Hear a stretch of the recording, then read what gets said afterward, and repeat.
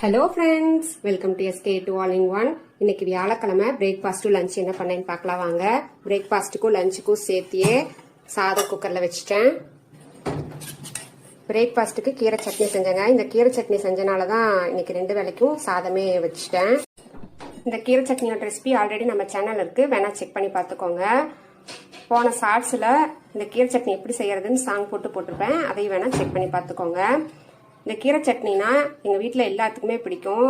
என்னோட அண்ணா குழந்தைங்களுக்கு, என்னோட பசங்களுக்கு ஆல் டைம் ஃபேவரெட். எத்தனை வேலைக்கு நீங்கள் கொடுத்தாலும் இந்த கீரை சட்னி சாப்பிடுவாங்க.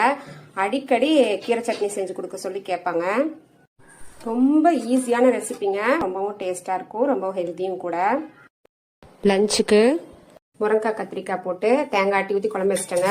இந்த மாதிரி குழம்பு நான் வச்சதே இல்லை, இதான் ஃபர்ஸ்ட் டைம் வச்சிருக்கேன். டேஸ்டாக தான் இருந்துச்சு. போன செவ்வாய்க்கிழமை தான் சாம்பார் வச்சிருந்தேன் முருங்கைக்காய் கத்திரிக்காய் போட்டு. சரி, ஏன் மறுபடியும் பருப்பு போட்டு சாம்பாரே வச்சுட்டேன். இந்த மாதிரி வச்சுட்டேங்க. தக்காளி ரசம் வச்சுட்டேன், தயிர் இருக்கு. இதுதாங்க எங்களோட பிரேக்ஃபாஸ்ட் லஞ்சு. அடுப்பு திட்ட கிளீன் பண்ணிட்டு அடுப்பையும் கிளீன் பண்ணி பாத்திரம் எல்லாத்தையும் தேய்ச்சி முடிச்சிட்டேங்க. இன்னைக்கு என்னோட ஹஸ்பண்டுக்கு பர்த்டே. அவருக்கு இன்னைக்கு டியூட்டி. நேற்று நைட்டே வேலை கிளம்பிட்டாங்க. இந்த வீடியோ பார்ப்பாங்க. இந்த வீடியோ மூலியமா அவருக்கு என்னோட பர்த்டே விஷஸ் நான் சொல்லிக்கிறேன். ஹாப்பி பர்த்டேங்க. இன்னைக்கு பர்த்டே செலிப்ரேட் பண்ற எல்லாத்துக்கும் ஹாப்பி பர்த்டே. நேத்தே துணி எல்லாத்தையும் துவைச்சு காய வச்சிட்டேங்க. பால்கனிலையும் துணி காஞ்சிட்டு இருக்கு. என்னோட பசங்களுக்கு பிரேக்ஃபாஸ்ட்டுக்கு சாதம் வச்சு கீரை சட்னி போட்டு கொடுத்தாங்க, சாப்பிட்டாங்க. கீரை சட்னி செஞ்சாவே ஃபுல் அண்ட் ஃபுல் கீரை சட்னிலே தாங்க சாப்பிடுவாங்க. ரசம் தயிர் எதுவுமே சேர்த்துக்க மாட்டாங்க.